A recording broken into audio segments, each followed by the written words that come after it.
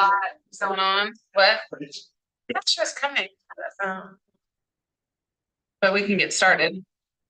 So I guess I'll call this meeting to order at 5. Welcome, everyone. Are there any modifications, additions to the agenda? I don't have any unless, unless there's any need to talk a little bit more about, the Mount Hood Meadows item. Are we good with that or? No, I think I would like to discuss it just a little bit. Is that on, consent? So should we just pull that and put it to discussion? So what we can do is move that down into action items for discussion. Okay. Does that work? Okay, that's the only item. Staff doesn't have anything else other than that. Okay. And then public comment. Is there anyone signed up for public comment? No. Okay. And then can I get a motion to approve the consent agenda minus item B? Just got one comment in general, consent, not specific. But I would like to see that when you're trying to get authorization to spend money on a topic that is in the budget, I'd like to know, how does this compare to what we had in the budget?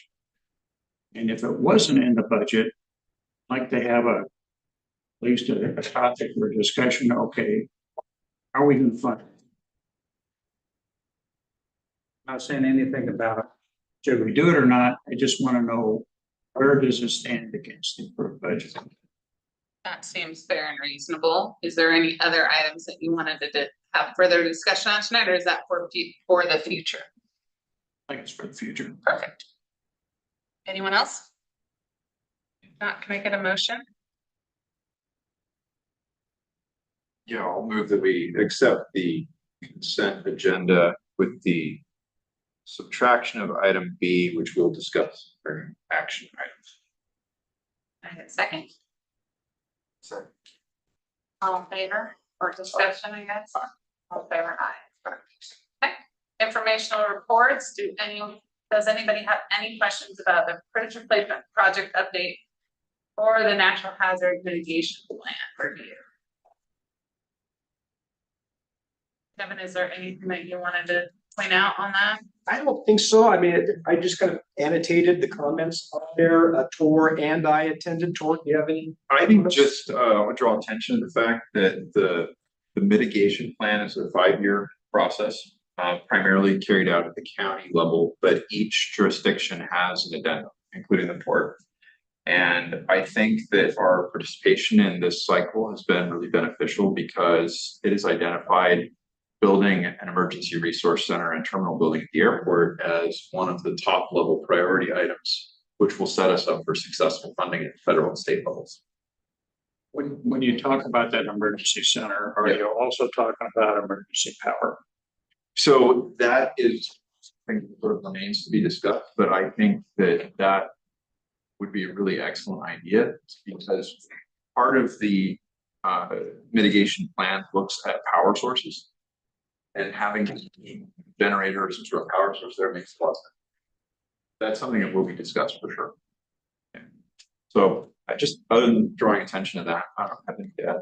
And then just we'll make some comments. This will get sent to the county. It'll get sent to the feds, and the full plan will be adopted by the Port Commission probably in January. So just wanted to get it on your radar. Give us any comments, and it will be coming back at. I think eventually, after the new bridge is open, that new authority needs to be plugged in here as well, because we're designing the new bridge to withstand most earthquakes.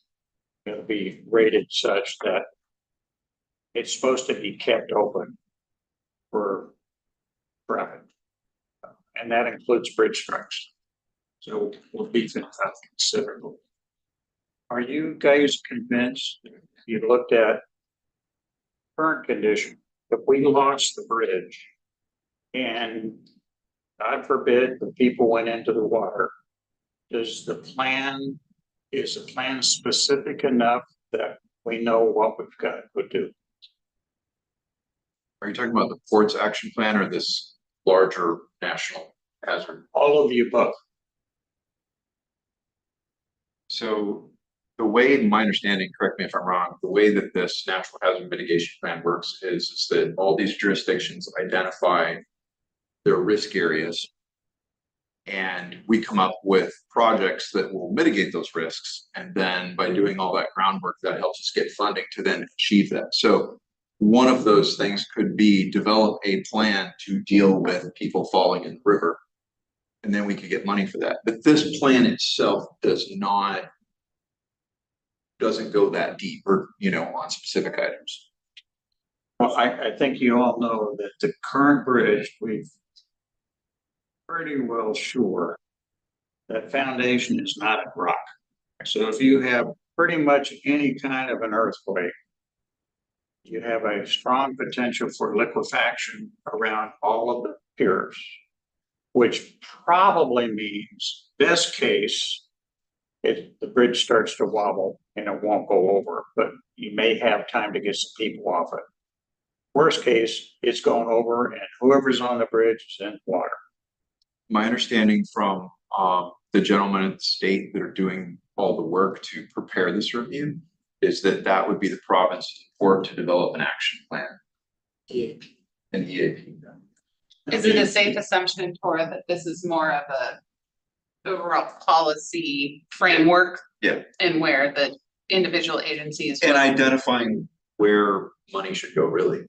My understanding is that whenever there's a presidential declaration, 1% of that money is set aside for these pre-hazard mitigation projects. And so it's really for like capital type projects to try to provide mitigation for future hazards. So it doesn't tend to focus on the operational emergency plans.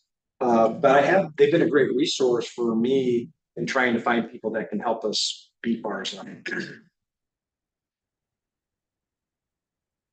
The only other thing to bring up, we've got indications now as well.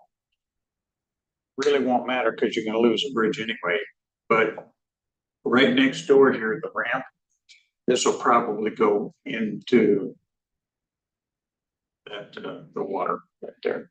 All of this land will probably slough off. In the event of earthquake, okay.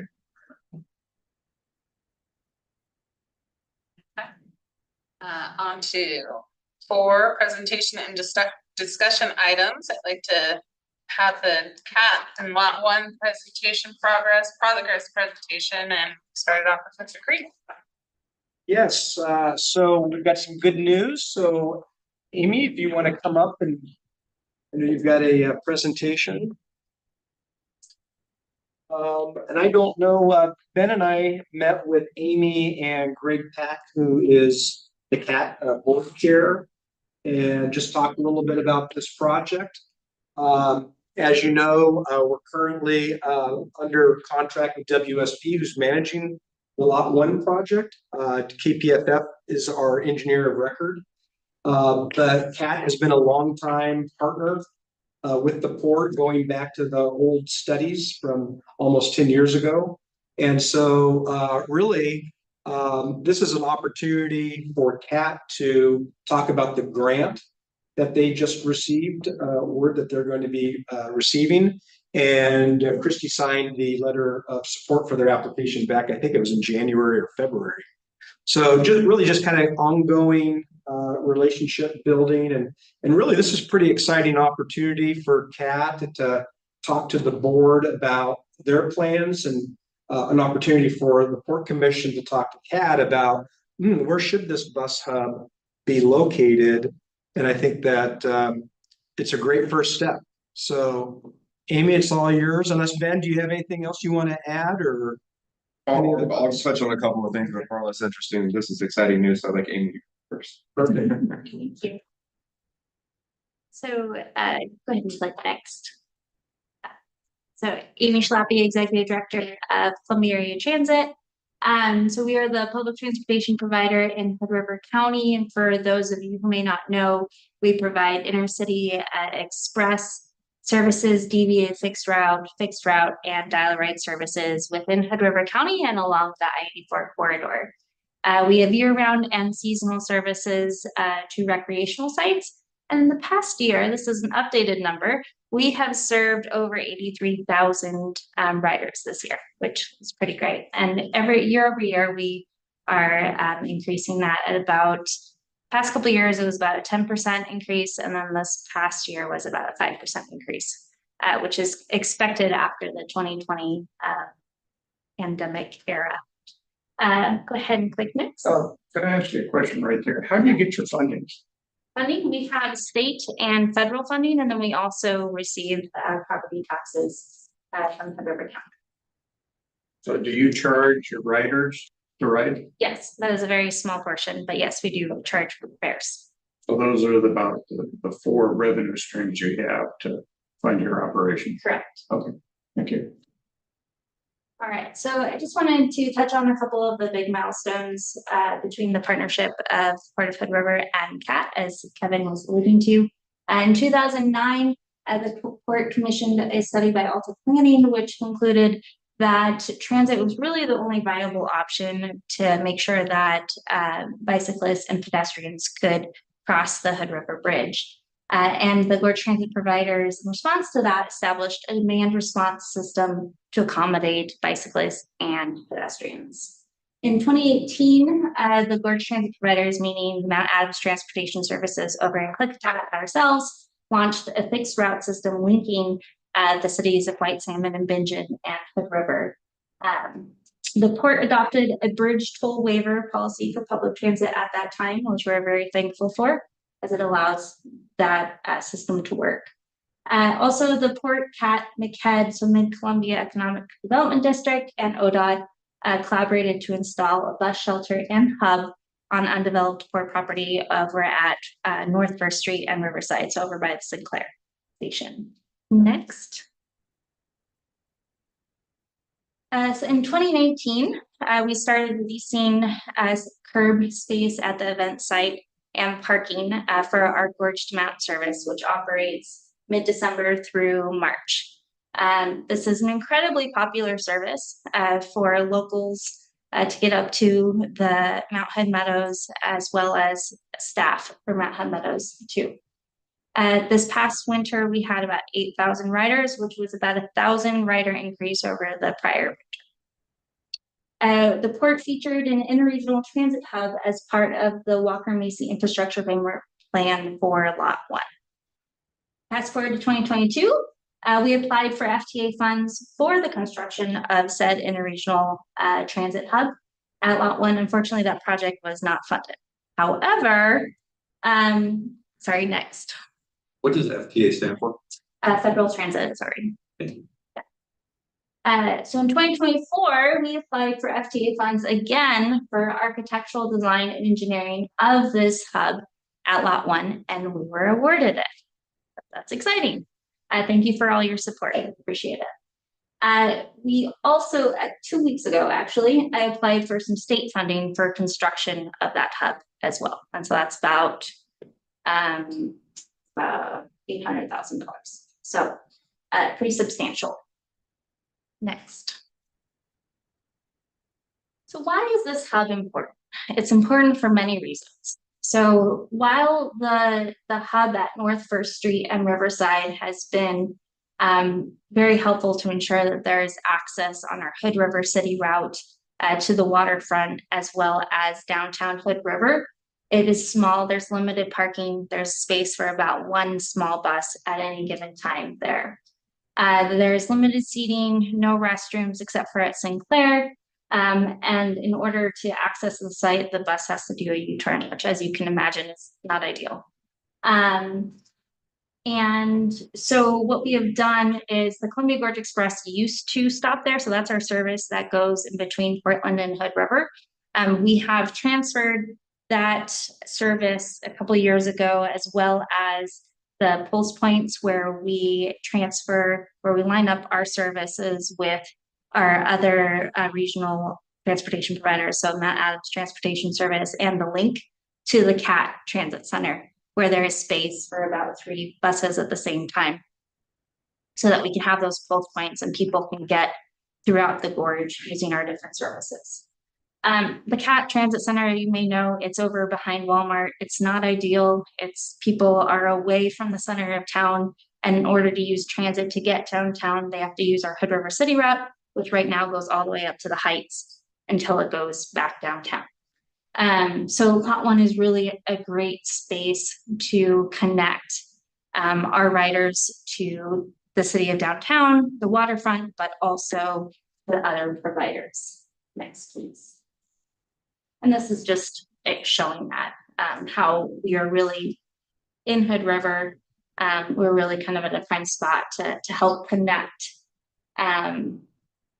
people through to other providers and throughout the gorge.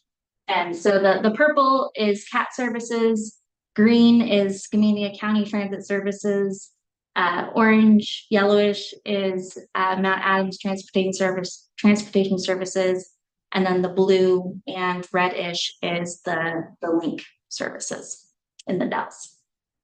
And this is our network. Next.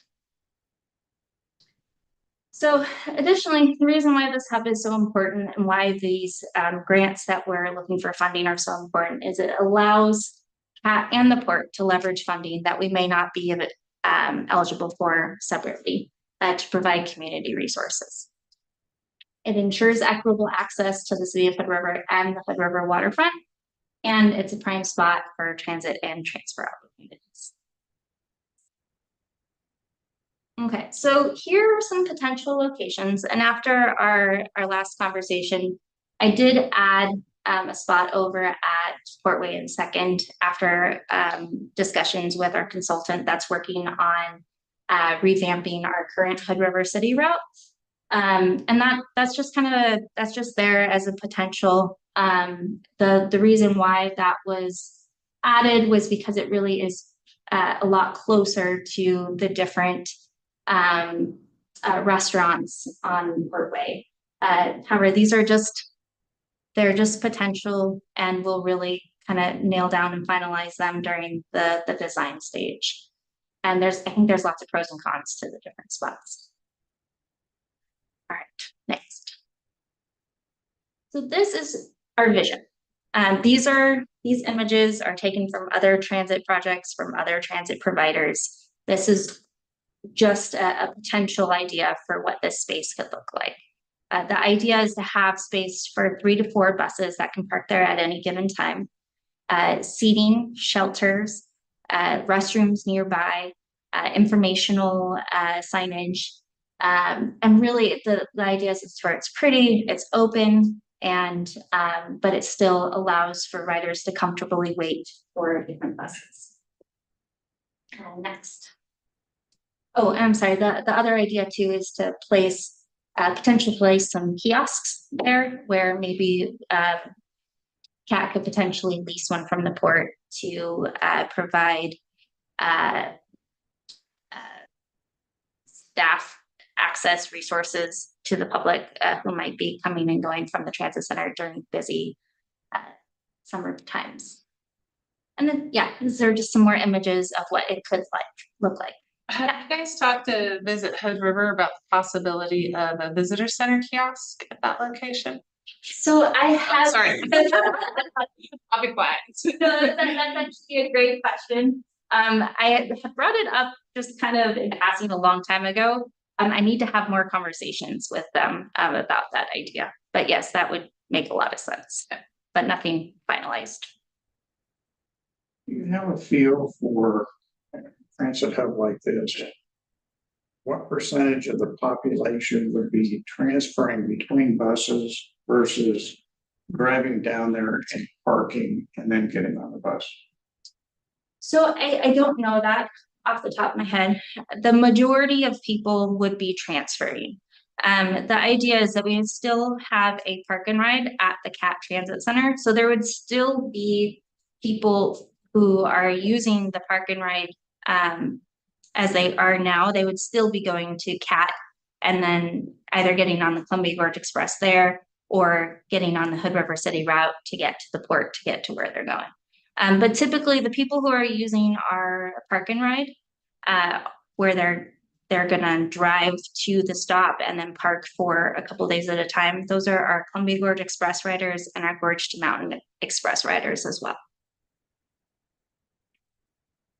So related question, do you know, have some idea of the numbers of people who are using this system to say cross the river for work, come down valley for work?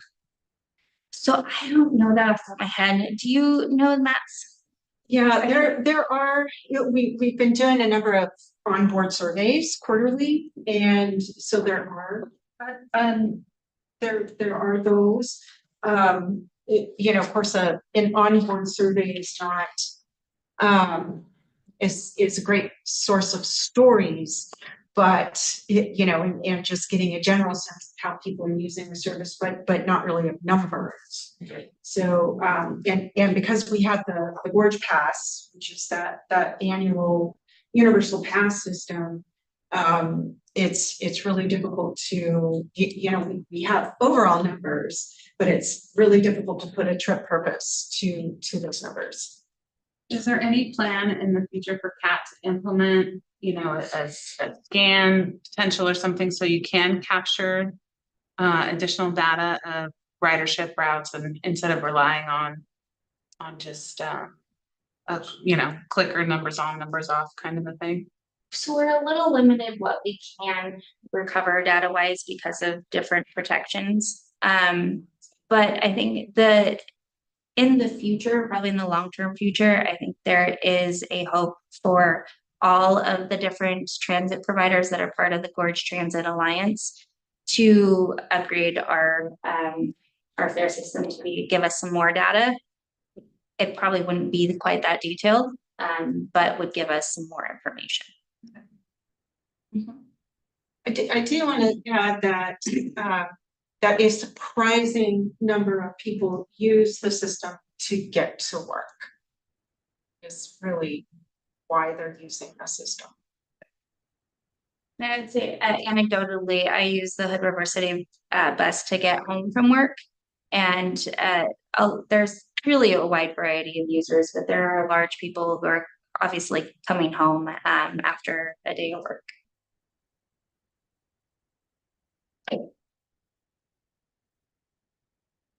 Any other questions on this piece? Okay. That's to me, what I would like to know, and I'm supportive of this, but I'd like to know before we final on those particular areas that you say were potential. Yeah. I'd like to know how many parking spaces would this likely take up? I can give that to you now, actually. Okay. So for the parallel parking, it'd be about 9 spaces. If we go with a location that has That's just for your buses, though. yes, I'm correct. talking about your riders, bringing cars in that's going to park close to this area as we plan for the rest of lot 1 and what it wants to do. Mhm. How about I answer that and tie it into the rest to where we're going with this project, and I'll answer that. So why this now, as we are doing design work on the lot 1 roundabout transportation project, we are in design phase. CAT has secured an architecture and design grant to work together. We need an IGA with them to work together, and they're willing to work with us on this. We've committed to that, to wanting to improve and put in transit hub down as part of this project. The where of it, it's going to be somewhere in the project, and we'll figure that out as we go. Dedicated parking is not something that's been discussed. We're going to have parking down there, but it's going to be for all kinds of different users. That transit hub itself will take up X number of square feet.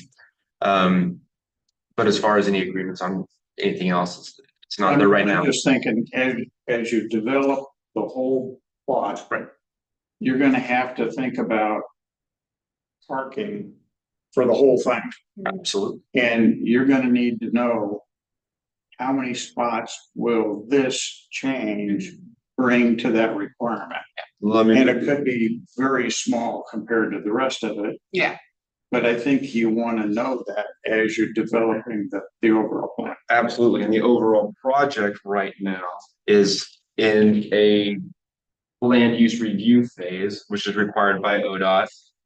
And so within that land use review, what are the possible uses? Parking is one of them. And could be a significant one, so that is being studied right now. When that gets done towards the end of, I believe that's October for that one, it then goes to KPFF, be incorporated into the big intersection control evaluation. That then goes to ODOT. That's all ODOT requirement. Parking will be a part of that, and parking will be a part of, and by that time, we would like to have some design ideas of the what's and what's needed and where. That is all required by ODOT before they can bless even a roundabout or any transportation project.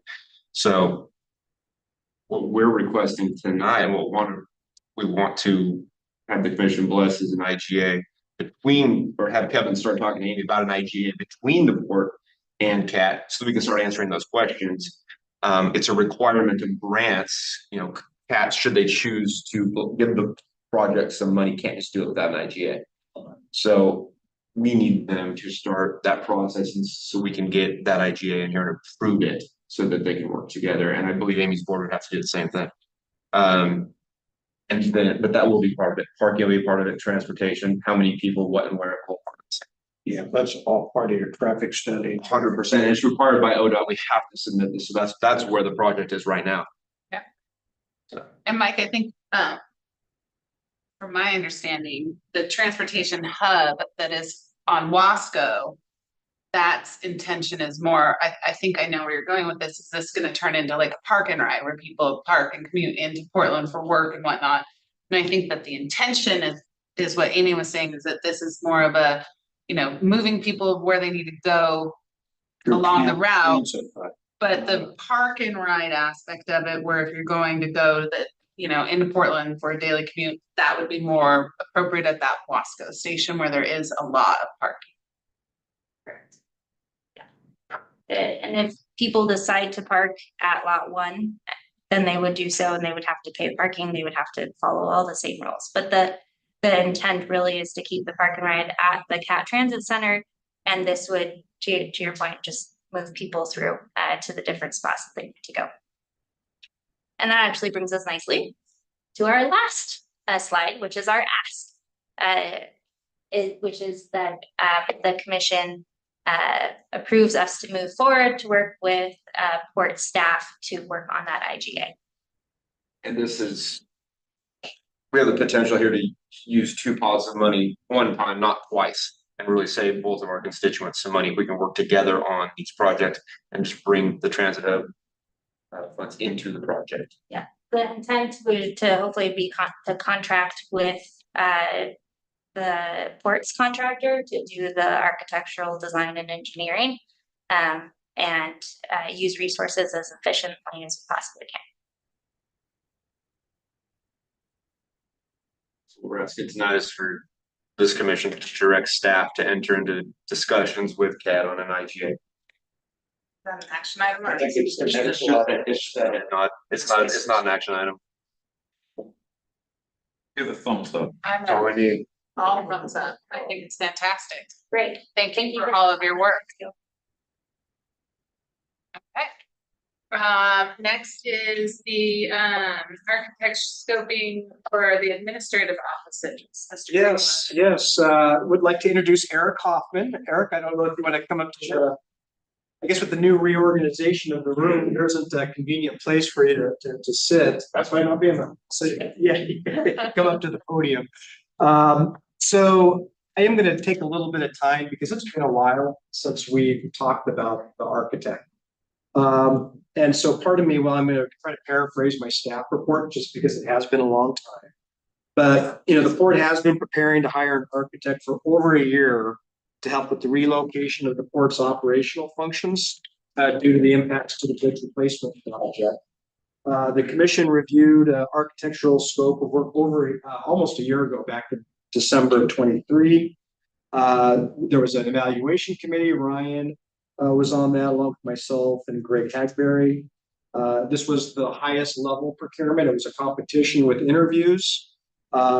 The highest scoring evaluated firm was Some Design Studio, of which Eric Hoffman is the principal.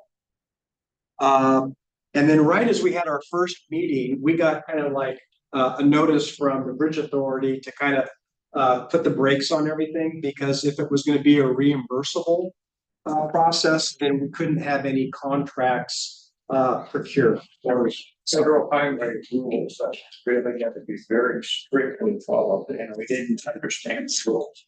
So since that time, we have, actually, it was in July of this year, the project team shared that proceeds from the right-of-way process. And if you recall, we were going to have a right-of-way presentation tonight, but it wasn't ready for prime time.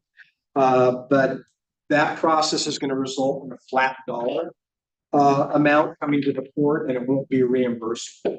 So with that allows us to continue the process with Eric's firm. Hoffman is in attendance, obviously, tonight to discuss the administrative office relocation with the commission. It's staff's recommendation to develop a work order with Some Design to develop a scope, schedule, and budget for a work order number 1. That would really be a study to look at potential interim or permanent relocations. I think one of the issues that I was kind of maybe getting too far out over my skis on is assuming that the old chamber building, Marina East, was going to be the best location for us. But actually, when Eric and I talked just a couple of weeks ago, he's like, Kev, there are a lot of problems. I think Ryan kind of alluded to this as well. Commissioner Shepard and I had talked, and along with others, about does it make sense for the port to be going into that high value property. And so instead of pushing forward on that assumption, I think it's really critical that the commission have a conversation with Eric to develop a study on what are the options for the port's relocation. And it's really important that you have that conversation or relationship with Eric. Obviously, I'm going to be advocating for my staff's programming needs and our square footage. But at the end of the day, this is going to be a contract between Some Design and the commission. And so I think it's really important that you feel comfortable with the options that Eric brings with the expertise of his firm. So I'm not going to read all these criteria, but I think you should talk about some of these criteria with Eric with the intent that in October, he bring you a work order of a study to evaluate all of our property, what makes the most amount of sense long-term for either an interim location or a permanent location. And then he can bring that back in October, discuss it with you, budget around. But ultimately, in 2 months, we should probably have him under contract to at least get that study for you. Because really, this is going to be about an 18-month process according to federal highways. So Eric, I don't know if you want to kind of just introduce yourself and kind of maybe just kind of I guess pump get the discussion creative juices going a little bit on this study. Sure. So a little bit about myself and my history. So I have been a partner in Some Design Studio Plus Architecture for nearly 20 years. I think it's 18 and a half at this point. For most of that 18 and a half years, we have been doing work in the gorge from Hood River over to Bingen, White Salmon, the Dalles, Stevenson, for a variety of users, and still continue to do so. So when this RFP came out, it was a kind of a natural fit for us to at least try to go for it and see if we could create a relationship with the Port of Hood River. So I'm excited to be involved right now and talking to all of you. Kevin's right. When he started, the assumption from this side was that the the building you've got just down the way would be the right building for this office to relocate to in some form or fashion, program yet to be decided. And maybe that is the best course of action. Anecdotally, just walking around the building, you know, I think it's a bit more than a light touch to make it work for the office use. And I think the hope that is that it would be a light touch. So that's when, even though you put on the brakes, the other thought was, and I agree with you, is maybe there's some other properties that the port has under its umbrella that might be a better fit for this office to be relocated to. And I think, Kevin, in some of the conversations with you, is the users of this office, the public users of this office, what are they coming here for? It doesn't need to be located right here next to the bridge in the new bridge format that's will be open in 5 years. Or is there, again, the user group may function, the public user group may function differently coming to this building. So maybe this location doesn't matter. So the thought is that a conversation and a study around what other properties are available. You know, a lot of times when we do work for building owners, especially building owners with multiple buildings, they'll put their office in the least rentable portion of any particular building and rent it to create income from that really poor space and save the really good spaces for people that will pay market rate lease rates. And so I think the same kind of analogy kind of fits for this group as well, is what buildings aren't performing that may take a gentle remodel touch and work for this office, and then save those more prime locations for possible future retail rate users. So there you go. That was the conversation. That's a little bit about me, but I'm open to any questions people might have. To me, the question we need to ask ourselves is that what space do we need between now and opening of the new bridge? And then how does that change after the new bridge is open for the long run? Sure. And I think that picture is going to look a lot different. So the space needed after the new bridge is open, I believe, will be significantly less than what we need today. Yeah. So if everybody agrees with that, we need to figure out exactly what are we talking about, how much space, and then is there a way that we could get ourselves ready for the permanent space and use temporary space between now and then to fill in? Sure. The cheapest way. But then on the permanent, assuming that we're not going to get a great big windfall of new revenue, we've got what we've got. So if we're going to do something for the long term, maybe we need to do that now while we still have some revenue coming in, but setting us up for the long run.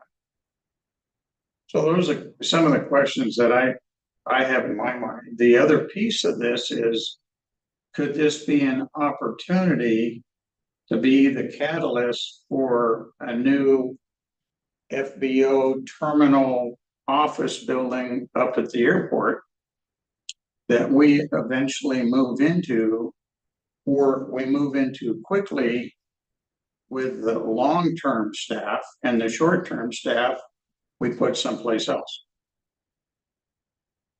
And it could be maybe, you know, mobile trailers at the airport that go away when we no longer need the space.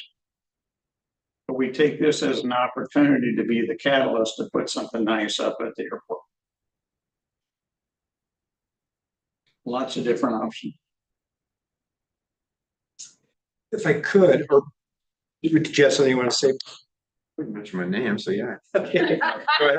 I kind of wanted to focus on the criteria, because that's a way that he can kind of incorporate the criteria that you can then score or judge. All my comments are criteria. I think it's important that we not define this as an office project. This is an office and a shop maintenance facility, which is going to be significantly larger than a shop, any office. I would agree the needed office space moving forward is going to be smaller than today. I don't know that that's true on the maintenance side. That'd be a question for Ryan, but this is an office and a shop Sure. and a storage yard of sorts, how do you decide?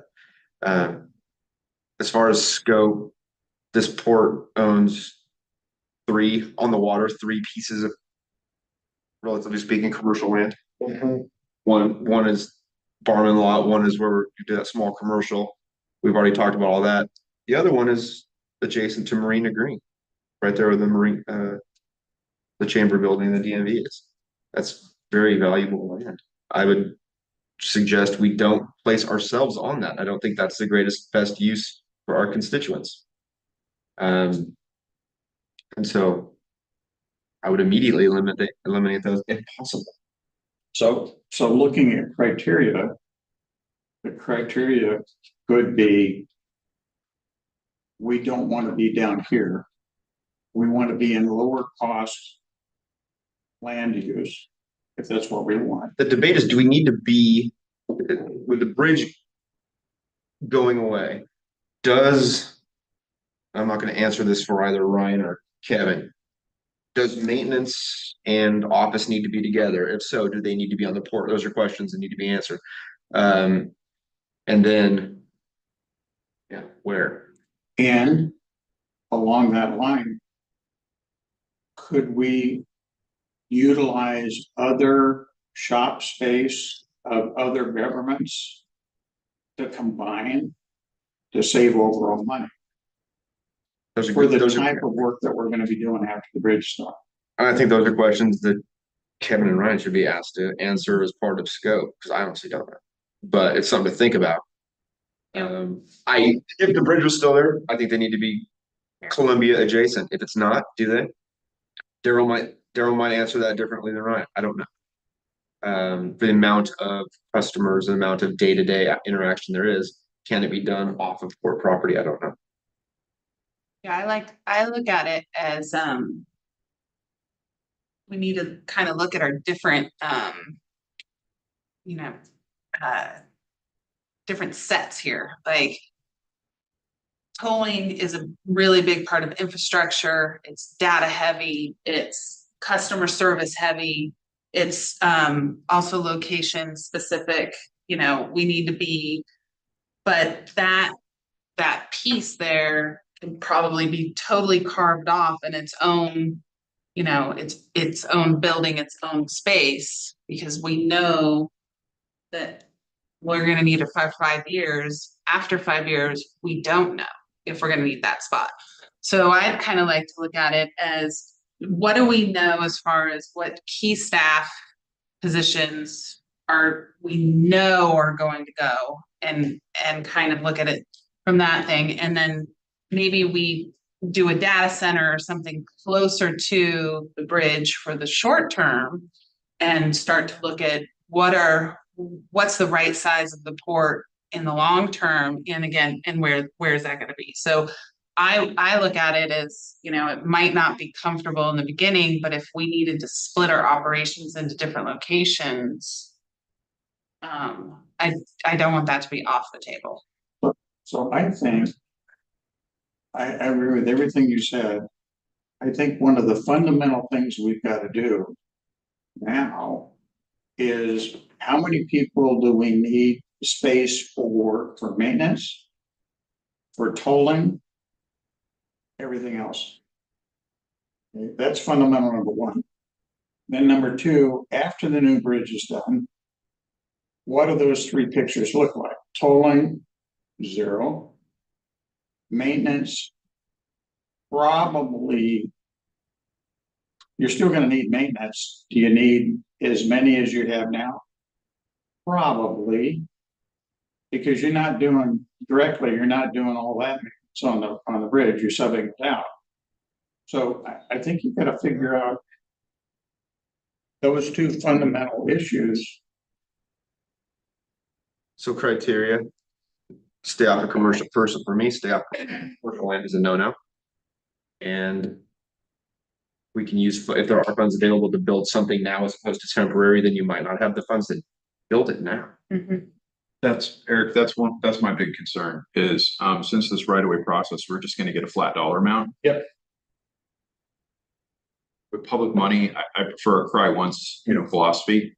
So the concern is going into an interim, and then having to do a permanent.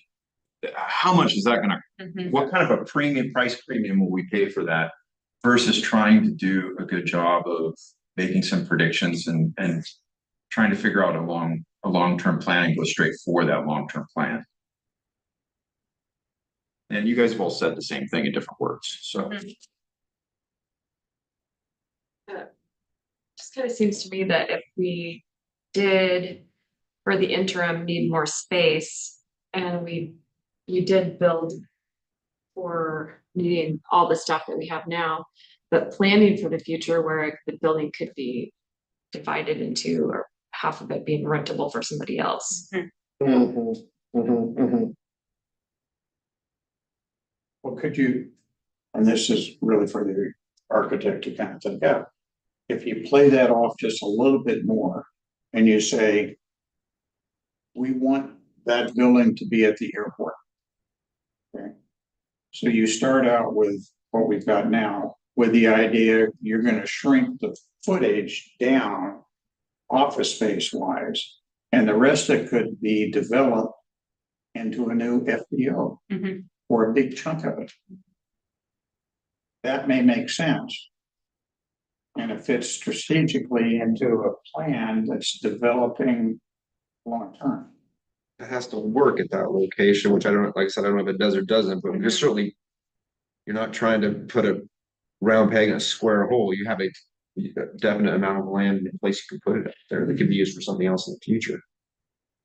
And the difference of driving maintenance wise, the type of maintenance we're doing from the airport down to the port, I don't think is that big of a deal. Well, and that's gonna be a question for facilities is again, if we're looking at what is the future of the port going to be? And if we are accepting the fact that we want to be more of a recreational port and a recreational facility, I definitely think that we need the ability for our maintenance crews to be, within the vicinity of our recreational spot. But even the airport is not that far away. That's also true, because I know that the city contracts with people that come in from Portland for maintenance, and so, yeah. There's nothing to stop you. If you did decide to do that, there would be nothing to stop you in the future on one of our existing pieces of land adjacent to something else, putting in a smaller storage facility that maybe has 4 lawnmowers in it, making something up just out of the way. Like these never leave. There we go. Well, again, thinking through that, up at Odell, we want to put in storage units, put in a couple extra ones for this, and you're right down 35 and you're at the port. Yes, sir. Just a quick question about everything going to the airport. We're not allowed to use any of the funds that are made up there, right? It's gotta go to the airport and stay at the airport. So if You we're gonna use can't that as a take lease. money off the airport to use it something. I think staff should just be quiet for this because it's all about the criteria. We'll rate the criteria as good or bad. But let them set the criteria and then we'll respond as Eric develops the scope. Yeah, I do like as far as logistically speaking, I would say it probably takes a similar amount of time to drive from the Odell right off 35 as it does snaking down from the airport. Yep. So I think Odell is a very enticing opportunity. to look at. Actually, Odell is probably a straighter shot. You're not going through the middle of town. Yeah, that's what I'm saying, is it's, But I do like your idea about something that we could build now and 5 years down the road, have it scaled and ready to go. Call it a future FBO, a future something else that we're immediately leasing out or using for something else while still occupying the parts of it that we've designed for ourselves. That doesn't work at Lower Hamels. That works at the airport. it does work nicely at the airport. So it sounds like that leasing space is totally off the table. I don't think it should be. I think that if you want us to look at it, I think that's a totally reasonable thing to study. It kind of changes Eric's role in it, but that's where we'll have a conversation later on about real estate services. And This is more of a challenge for you in that, okay, how would we build a facility up at the airport? It starts out looking like this. Yeah. But can be modified cheaply, make it look like this. When you say you decrease your footprint up at the airport and lease it out, who are you leasing it out to? That would be be determined. That's Kevin's problem. There's no good or bad ideas at this point. Yeah, no, I get it. It's that, the idea sounds wonderful, like, sounds like it fits a lot of solutions, as long as there's a reasonable backfill. Well, one of the Ouch. things too, in coupling with this emergency management plan, Oh, yeah. you know, there might be some additional funding opportunities to create a true facility Yeah. where the port operates out of this portion of it. And that way we're able to, because that's the other thing I worry about too, is if money is earmarked from this bridge project, and we sit on it for 5 years, well, that money is worth half of what it is when it's given to us. So we need to, once it's given to us, we need to have a plan to spend it to maximize how far it goes. We don't need I to like come up the- with that. No, Design a 15,000 square foot facility, pick a number. Mhm. Facility needs 5, they're gonna need it permanently. Office doesn't need more than a few, and they might not need that much, just whatever. Chat with Jeff about what that should and can be for the rest of it in the short term and the long term. And then you get your emergency response center in there as well. And you could fill it up. And then Fox's restaurant. Out there grilling burgers, I can see that. Something that makes sense. I just see this as maybe an opportunity if we stand back and look at it maybe a little differently. And I think if you really look at this building over here, it's in pretty bad shape structurally and so on. Yeah, that's my gut feeling, just walking around it. The railings are in bad shape. The piers might be questionable. And just the structure of the building. It's been well used. Do you feel like you have enough with the memo and some of the criteria in there and to put together what you've heard tonight? I think I'm enough to put together an outline that I would run past you, and if you're feeling like it's heading in the right direction, then we could turn it into something that this group of 5 could review and understand. Yeah, I would encourage you to do that, and then as soon as you can, give it back to us. So we can give you the second round. Yeah, that looks good. Absolutely. Yeah, that'd be great. And we'll be sharing it with staff as well. Hey, definitely want staff input. yes, that's. They have to go to work. I do too. So Eric, let's get together. Yeah. Later on this week. Yeah. I'll send you a recording of this meeting so you can kind of go back and we'll go through it. But yeah, this is really exciting. It's great to get a work order going and finally get you under contract. You forgot about us, didn't you? I put you on the back burner and I never forgot. Okay, sounds good. Thank you all very much. Okay. Next, executive director report, Mr. Greenwood again. All right, I'm not going to go and read the whole thing. I just wanted to kind of mention some things that weren't included that have happened here recently. Did want to report, there has been some activity with Rapid Ready Mix just in the last few days. They have cleared out the lot. Ryan's gone out there and checked it out. We have received notices. Apparently the equipment that they took out of there, there's an issue about the ownership of the concrete plant. But there's also going to be a notice there's a hearing on October 23rd on a notice of hearing on the debtor's disclosure statement, which includes our portion, and who knows what's going to be available. One thing that I did confirm with Isaac, and I haven't gotten a response, that he's done with his tenancy because he's been under lease since March. Because we weren't allowed through the reorganization to end his lease, but now that he doesn't have anything up there, I'm really trying to get him to state vehemently that he's done.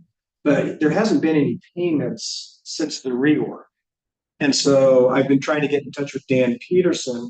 That's a different ballgame. And so I just wanted to let you know this is all kind of coming down the pike in the next this next week or so. So I just wanted to keep you posted on that. Regarding the accident late June on the bridge emergency repair, we did receive our last invoice. And so we did submit a final tally of just around 1.4 million. That includes our fully burdened labor, loss of revenue. We got key. How much was a loss from it? About $237,000. That's about 1.2 million, plus or minus, Yeah. of true repair of the bridge.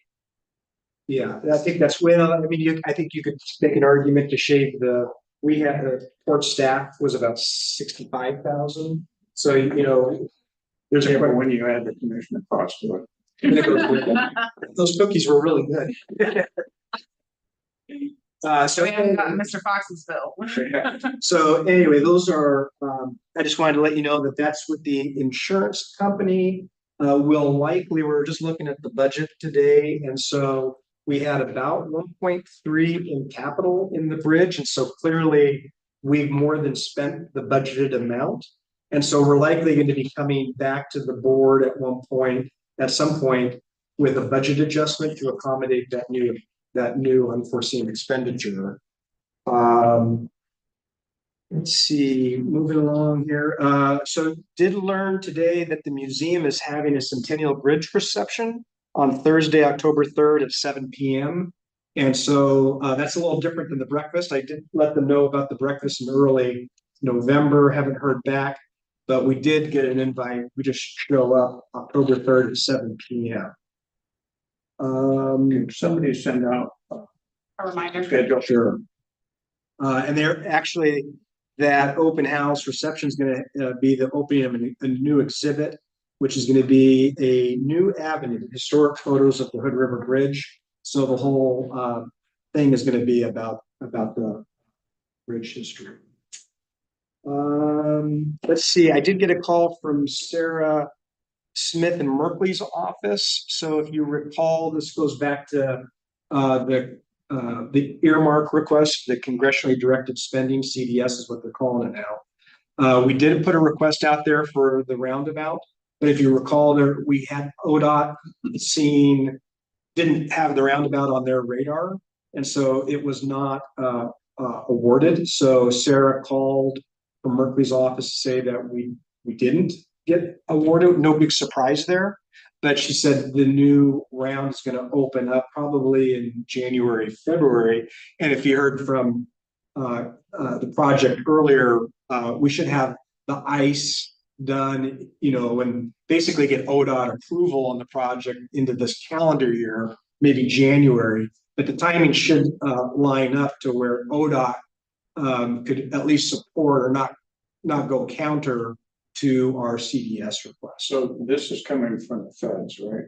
This grant? Well, it's like congressionally directed spending, say old earmarks. So anyway, just wanted to let you know that was coming. And So let me ask you. Yeah. So what are we doing to educate ODOT that, yeah, this is an important project, and when the feds look at it, they know how to approve it? yes, so Scott, who's here today, has been working very closely with the ODOT team along with KPFF. KPFF is at about 10% design, so it's still fairly conceptual. But Merkley's office had conversations with Ryan Winsheimer's staff at Region 1 about the fact that the projects didn't align. And so WSP, KPFF are working with Region 1 to make sure everybody's on the same page. Now, ODOT doesn't just give out letters of support, even if it doesn't run counter. But what really hurt our request was the fact that they just said no. A lot of times, if they're just neutral, that's about as good as you can get. But I think the fact that KPFF and WSP have really been engaging, her name is Neelam, I think you've met Neelam. You guys are, how many times are you guys are talking to them? Oh, yeah, multiple times. I mean, the two things would be the head nod on the ice, end of the year, January, and then, pending a STIP amendment, state transportation improvement program, moving from anchor But have to you met? second one. Oh, yeah. Have Ben- any- I've met with them. Ben, have you met with these guys? Yes. Yeah. And just remember the reason that it was a no this year is because that the roundabout is different. It was Anchor Way before. That's what we're changing now, so we have to wait till next year because we're changing what we're doing. And then the only other thing that it's kind of a late addition, but you'll notice that there is a drafted agenda for the fall planning. And so it's really going to be kind of talking about long-term planning. I don't know. We got a lot of things that are kind of in the works. There's probably not a lot of capacity for anything new. So it's more about, planning for the future and just making sure that the commission understands the projects that are underway and what we're doing to try to, really find revenue streams for the parks and for, and also this is, I think, probably going to be the opportunity where the new financial software will be ready to bring out some reports and give you an opportunity to take a look at those reports and get some feedback. We might get something next month. We might have July budget versus actuals next month, but we'll have a much more robust financial report at that fall planning. So take a look at that. If there's anything that you have questions about or want to add, just shoot me an email. I would just suggest that it would be very interesting. We talked to the architect about this. But in here, have one section on what does the organization look like post-bridge? And that then ties into what services are we going to provide post-bridge? Or in other words, what services are we going to drop off? Yeah. It would be good to hear your opinions on that. Then I think one of the things that Debbie did in this new budget is the bridge operations is a standalone fund.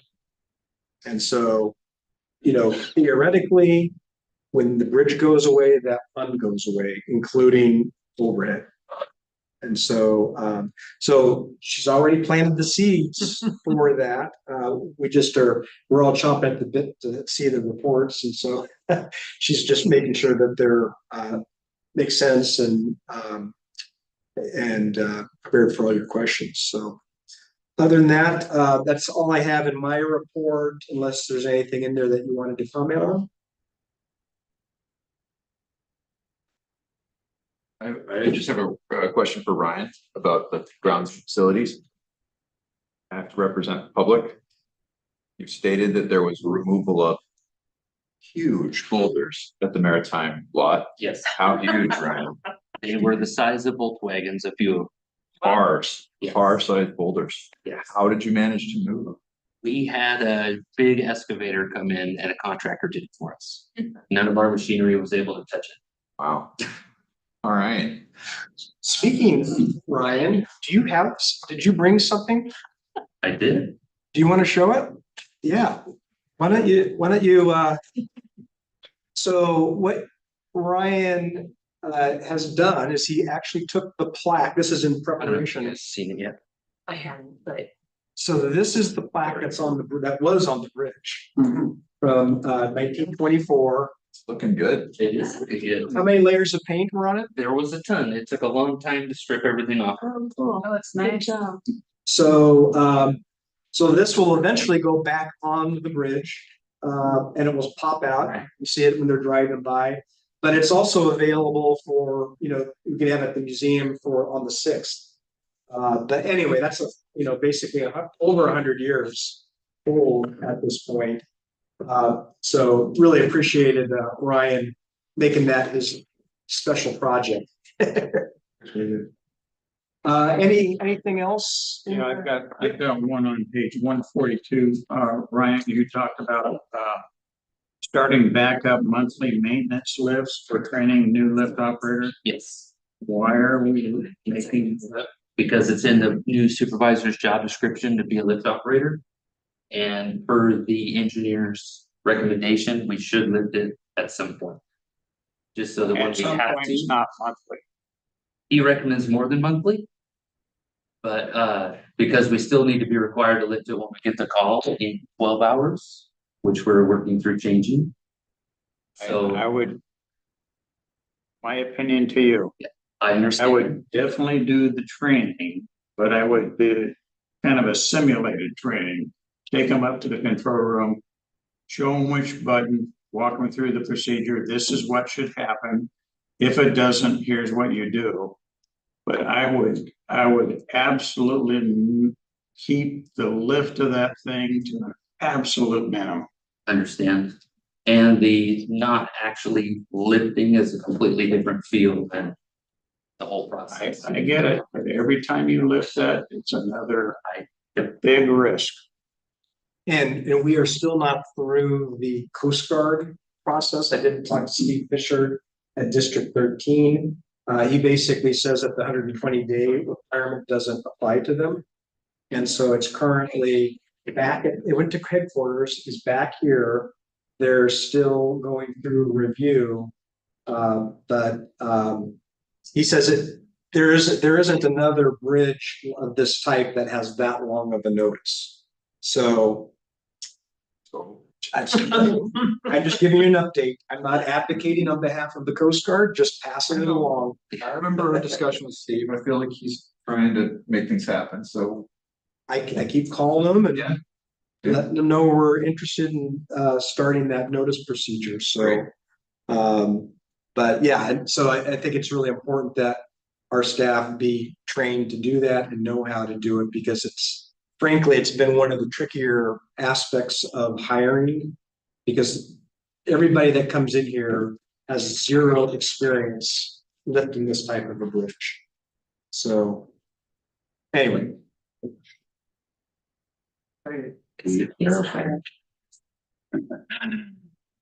Okay.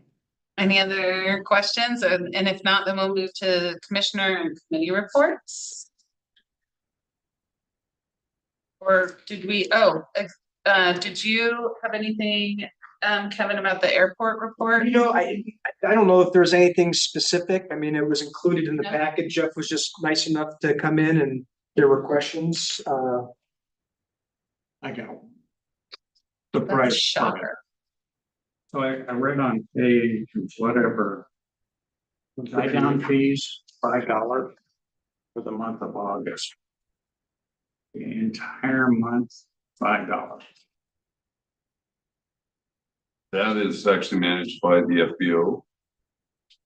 FBO handles tie downs, and I would assume that is transient tie down, and it was misstated. The entire month. I can actually, Entire month, $5. now that I understand what this is about. So, all the spots that we have are, I don't remember exactly how much they are, $35 a month right now, something like that. And again, the board doesn't see a dime of that right now, because that is under the current contract that the FBO gets all that money. They don't require a monthly payment. For instance, a lot of times I just go in and I pay 6 months at a time. I'm like, here. So you'll notice if you go back some months, they'll collect like hundreds and hundreds of dollars. And so it is possible that in the month of August, like just nobody paid anything. That doesn't mean they're getting the spots for free. They're just paying on a different schedule. That makes sense. It just looks weird when you read the book, right? I understand. Hey, isn't there an area of opportunity here? There is, and that is a very salient fact for a future request for FBO services. Yes. So You came out of Dallasport, right?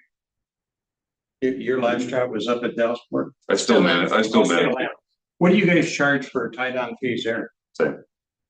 It's actually the FBO that handles all of that, so they establish that it's part of their lease of the FBO. Okay. And then those spaces are for their renting, and it pretty well stay competitive. They're $35 a month. Or transient that comes in overnight will pay $5 to $7. If they buy fuel, a lot of times they'll just waive that tie down fee because they purchase fuel. How much do you get from the fuel from, to the authority over there? 10 cents a gallon. Really? Same as us. So I believe. This is certainly not a business I want. There's a famous saying in aviation that applies to some other industries, which is if you want to make $1 million, you start with 2. Yeah. I have a question for you, Jeff. You mentioned in your report that the FAA reached out and inquired about adding DME equipment at our airport. They want to do an investigation on it, and we're actually doing that tomorrow. That's super exciting. Where did that come from? Nobody could answer that, and it could be a great big goose egg, and we have absolutely nothing. At 5 o'clock tomorrow afternoon, we may be right where we're at today, but for some reason they asked about if we would entertain the idea, and I said, absolutely. Could you put that in English? What are we talking about? Yes, it's a distance measuring equipment. Okay. It's ground-based navigation equipment. It usually goes in when you're going to create an instrument approach for an airport, which we do not have. If we had an instrument approach, that makes our airport much more useful because you can then safely arrive and depart when there's a big cloud layer. It makes it more useful for emergency response year round. There's a lot of safety benefits. In the past, my understanding is the port has not pursued an approach to our airport because it's an expensive process. But if the FAA is coming in and saying, hey, we want to check this out, and the initiatives on their side, I don't know what's going on, but I'm certainly interested to see. I will be here because I am very curious. Whoever was on the phone with me didn't have an answer to that question, because that was exactly my question. What triggers this? Because an approach here doesn't seem very viable, but it doesn't. We're not going to argue with new equipment. It doesn't seem that way, but I don't know. My understanding of GPS nav approaches is we could have a circling approach here, so which would be excellent. It's the paying for it part that. So yeah, that's happening the 19th tomorrow. Yeah, tomorrow. Oh, 9 o'clock tomorrow morning. Tomorrow's the 18th. Tomorrow's 18th. Oh yeah, Thursday. Yeah. And they're coming specifically to talk to you, or just tour the site. So okay, I would be Sounds like you're gonna have the commissioner join you. Yeah, okay, I'll come. Yeah. you have been voluntold. Yeah, great. Yeah, this is Thursday. Okay, any other commissioner committee reports?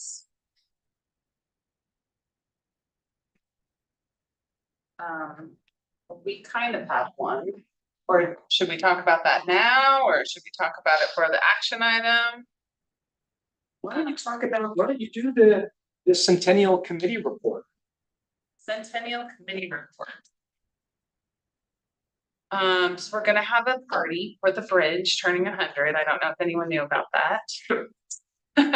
But we have Gretchen joining us with any specific questions that people may have, but we've come a long way. Still have a few more boxes to check off as far as logistics of the schedule of events of the day. But we keep moving forward. And Gretchen or Kevin, how many RSVPs at this time are we at approximately? Gretchen, have you heard? Yeah, as of this morning, we're at 2,389. So we're getting some good feedback so far. We have the logo designed and t-shirts and sweatshirts are being ordered. And as we get the schedule tightened up as far as what is exactly happening at what time, we kind of, you know, the good and the bad, we do have some congressional interest in wanting to participate. And so they are very, you know, this is the minute they will show up, this is how long they will speak, and then this is when they will leave. So I'm kind of creating the final timeline. We do have commitments from 3 separate musical acts, so that will be happening. I'm not sure where we're at with food cards, but it sounds like Lee is working that aspect, and basically, I guess, I'm sure you guys are getting asked about it, and so is there any questions that you need to be filled in on, or? I have one question. Yes. What are the, well, actually I have 2. What are the hours? So the bridge is going to close at 9:30, will open for pedestrian traffic at 10. And then the pedestrian traffic will be asked to complete their walk at noon, correct? And Correct. Vehicular traffic will open back up at 12:30. Just to give us a little So wiggle room. basically, for half an hour, the bands get out there, we get everything ready, then they have a half hour, everything gets off. Fine, we open it back up. Let's just assume that 2,300 and plus, let's call it 3,000 people show up at the exact same time. How are we gonna keep them moving?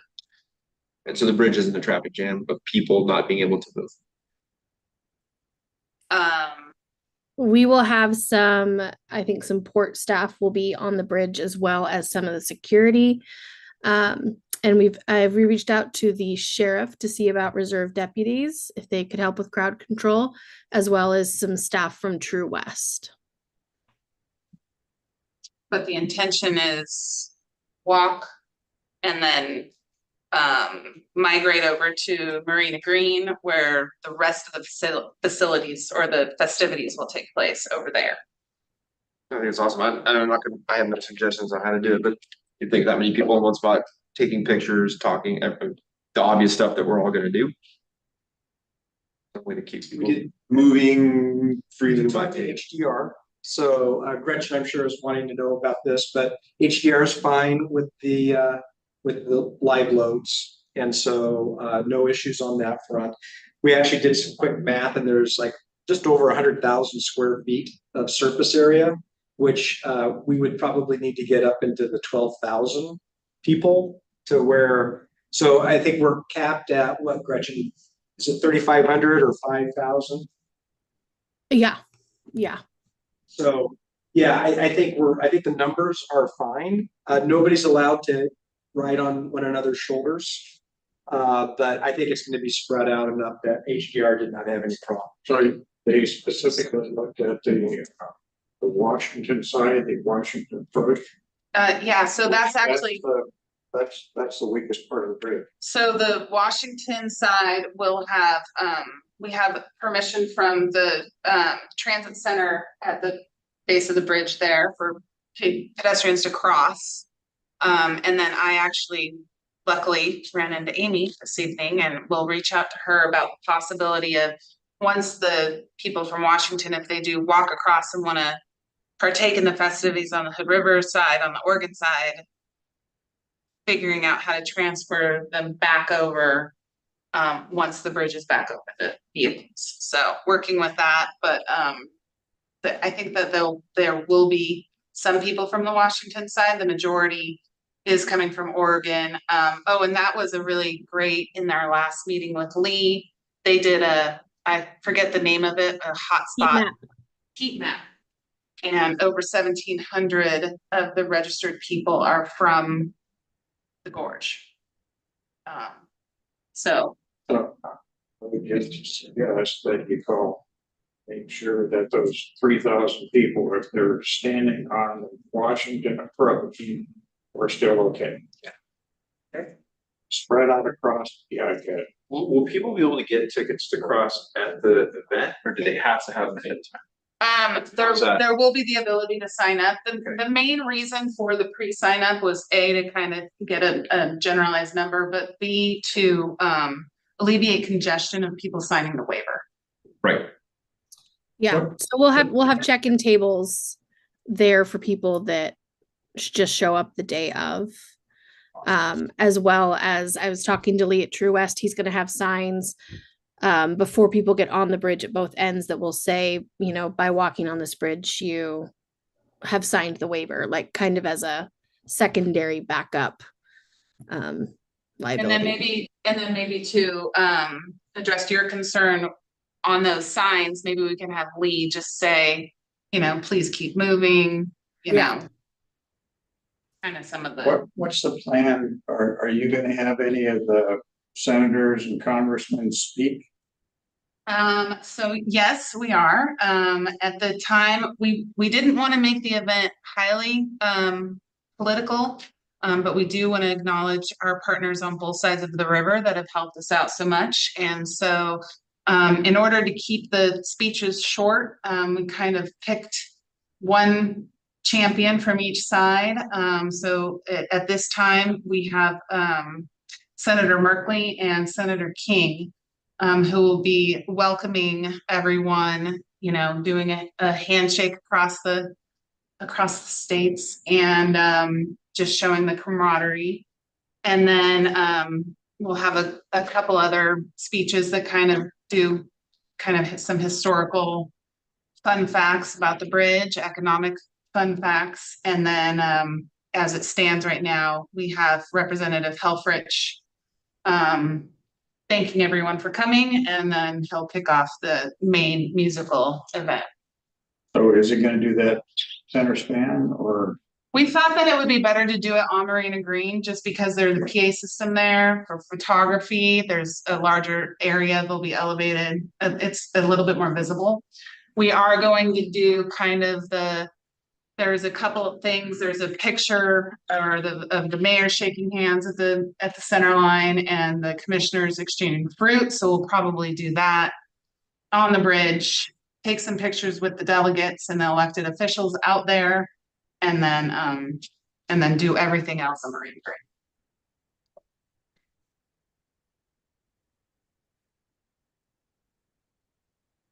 Anyone else have any other questions? So the event does technically go till 3 o'clock. Tony Smiley will be playing from 1 to 3. And the museum will be open up. Not sure if there's gonna be cake. I let Lisa know numbers. I was like, I don't know if one sheet cake's gonna work for this crowd. So she's been warned. Safety. Do you have an emergency vehicle sitting there? And We're working with the local emergency services. We do have the port security. We're kind of talking about that, but Lee from True West is kind of overseeing that. We've been in touch with Chief Damien at the River Fire Department. And I would really suggest that you get an ambulance down there. Yeah. Maybe a fire truck. We've also sent an email to the sheriff requesting their marina boat in the water. I have a follow-up email into them. Because all of these local community partners, we've also given them the opportunity to have a table on Marina Green to interact with the community and explain what their organization does and how they help the community as kind of a goodwill partnership with us and other local organizations. I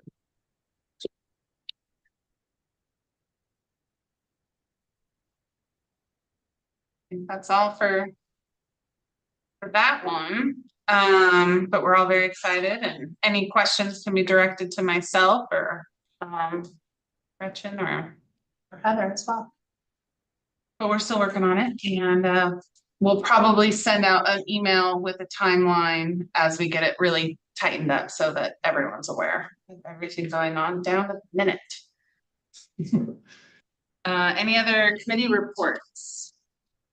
If not, let's move to action items. So I'm going to go ahead and start with the Mountain Head Meadows and Columbia Air Transit. Heather, before you got here, we just moved it from consent down because I wanted to talk about that. Right, so that's page 7 in your packet if you need to pull it out there.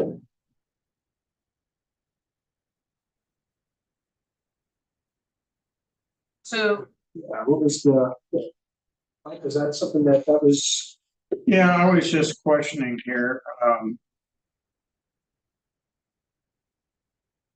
My question was $750 for this season allows Mount Hood Meadows to bring in buses, park buses, load people up and move out.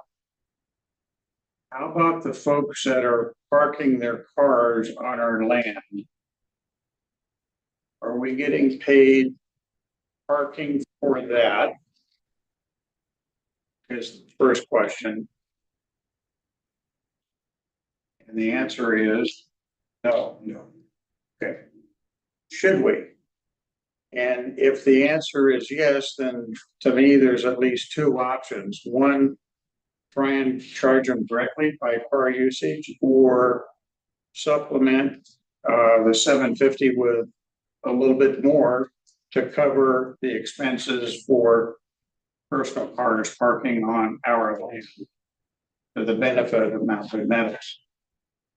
And one way we could do that is, instead of $750 for the season, perhaps make it $3,000 a season, and that at least covers some of the parking for part of the crowd that's going to use that parking space traveling up to Mount Hood Meadows. That's where I was coming from.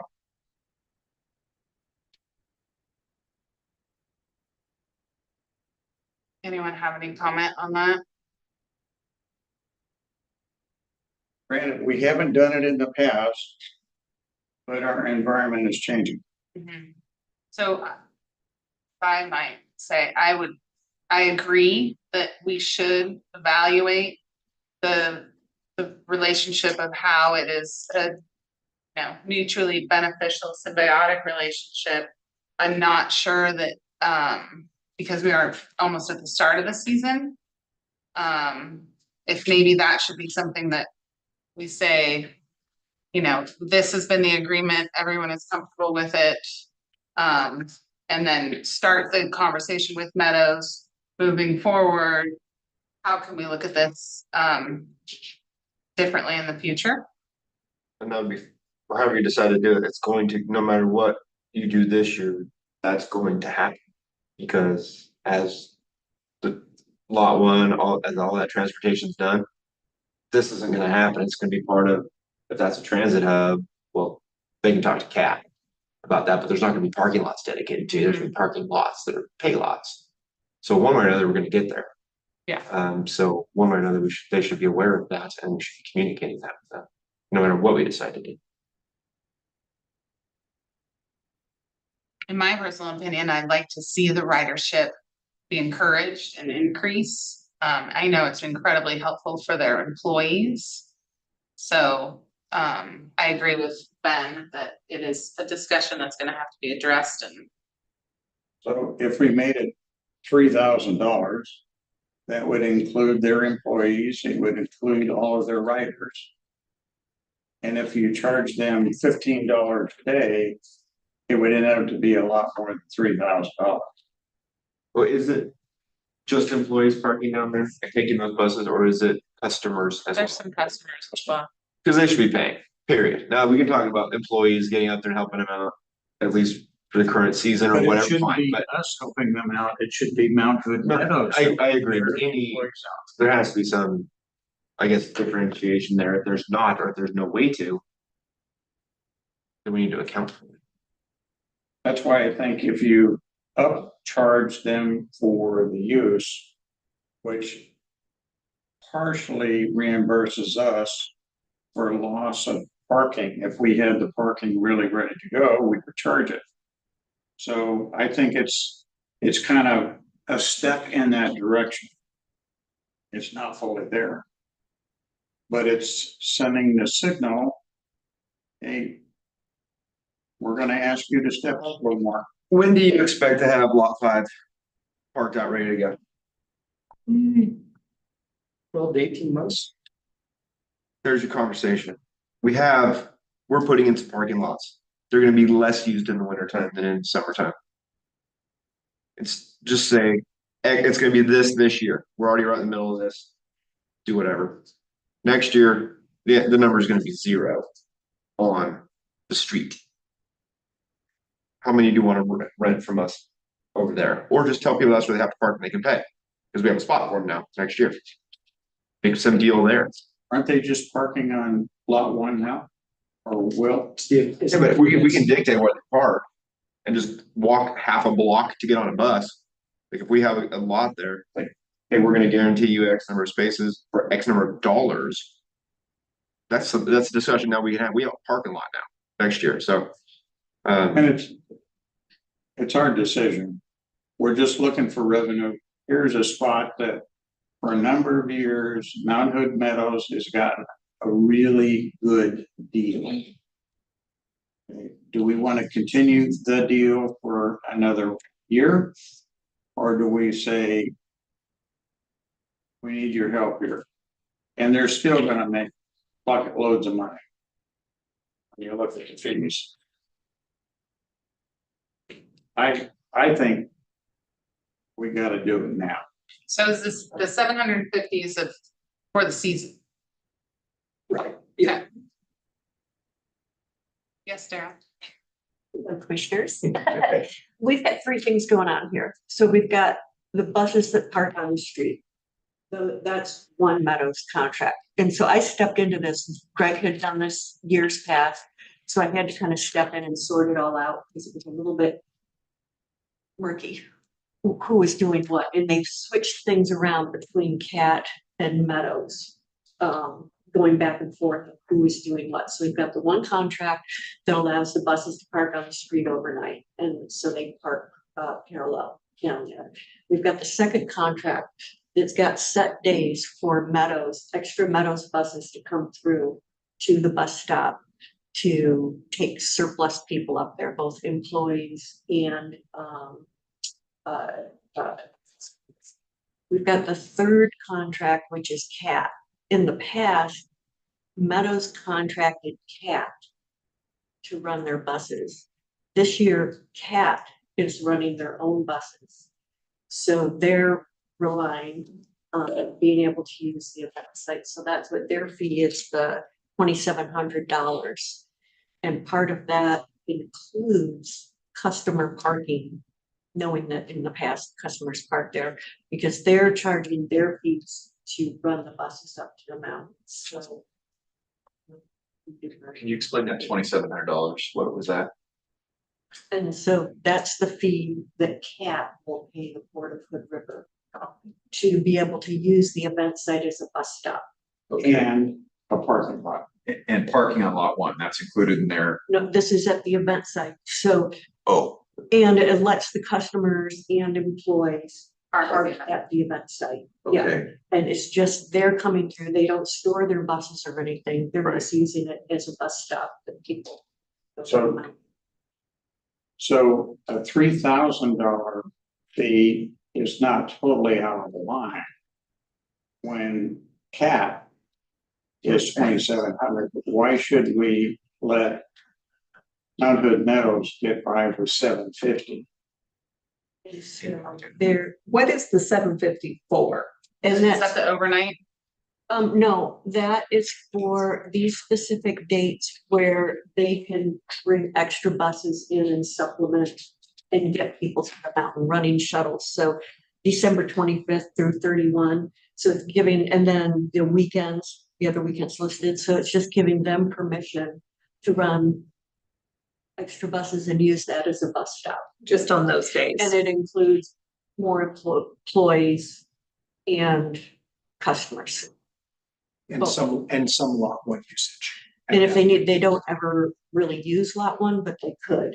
Not the buses, but the people parking. Right, the people parking still haven't used lot one until the end of the season because now I've got events wanting to book earlier. Before it was never a big deal, but Cider Fest crossed over with Meadows employees parking. So that's why it gets weird at the end. I'm moving them to lot one because I need that space to rent out and they're still doing mountain shuttles. So just trying to kind of sort it out and make it work for everybody.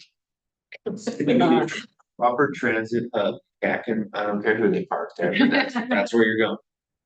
Well, it sounds like it's more than 750 that we are receiving when you look holistically at it. from Cat and from Meadows, and so it seems like it might be a little bit more in line of what Commissioner Fox was looking at. Are you more comfortable with that, Commissioner Fox? And could we say, you know, this is how it's going to look this season and put Meadows and Cat on notice of this needs to be a larger discussion?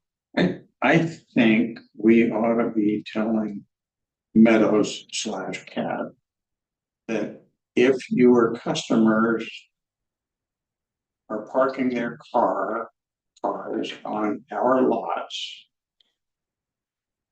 we expect to be reimbursed for that. Now, we can either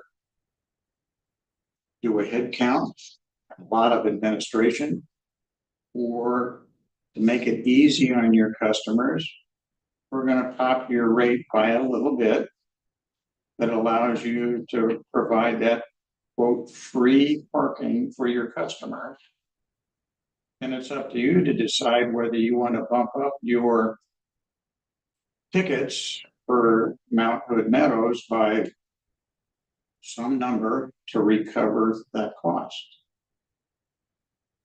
I mean, if I was doing it, that's the way I would do it.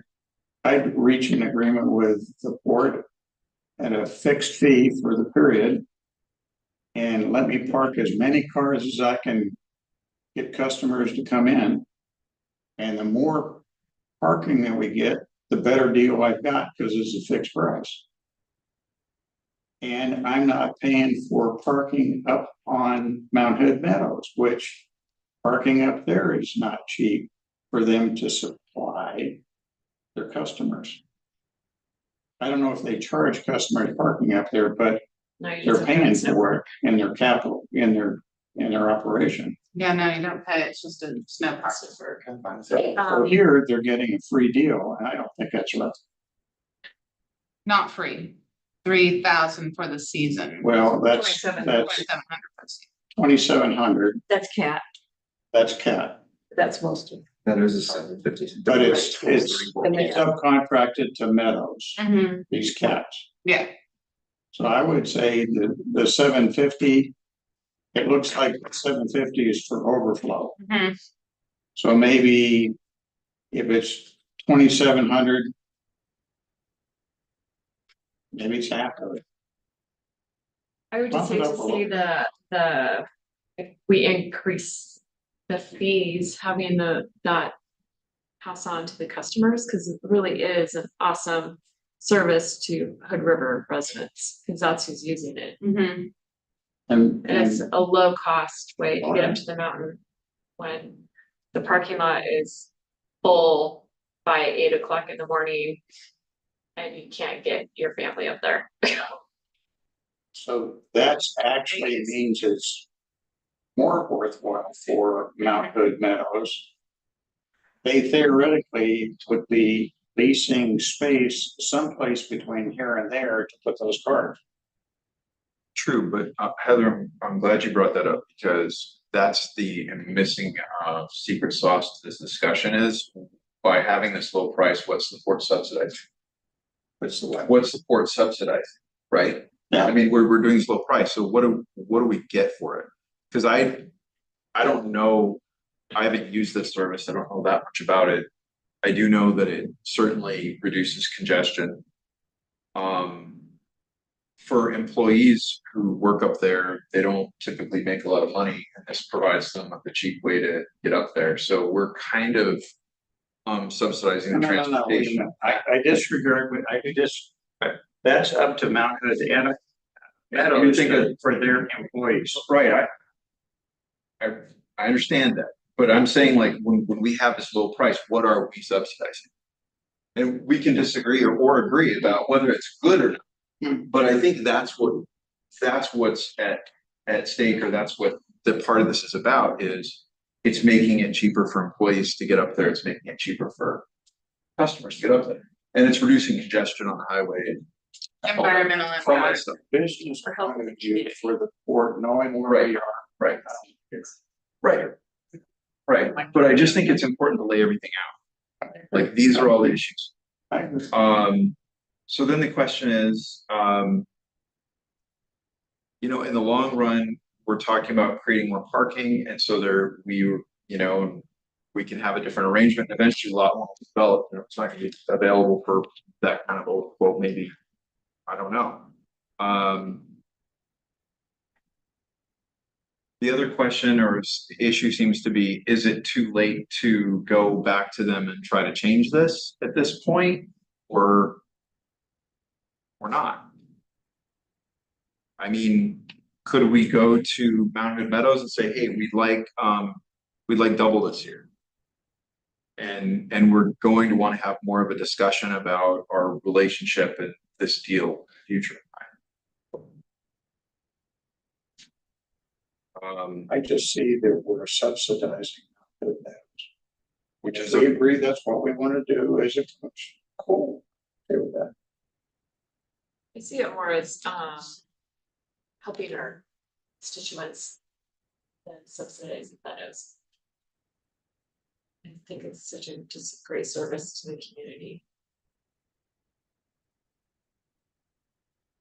Well, I think there would be an awful lot of people in the community that would. It's like $1,000 more for the whole season that we're talking about, or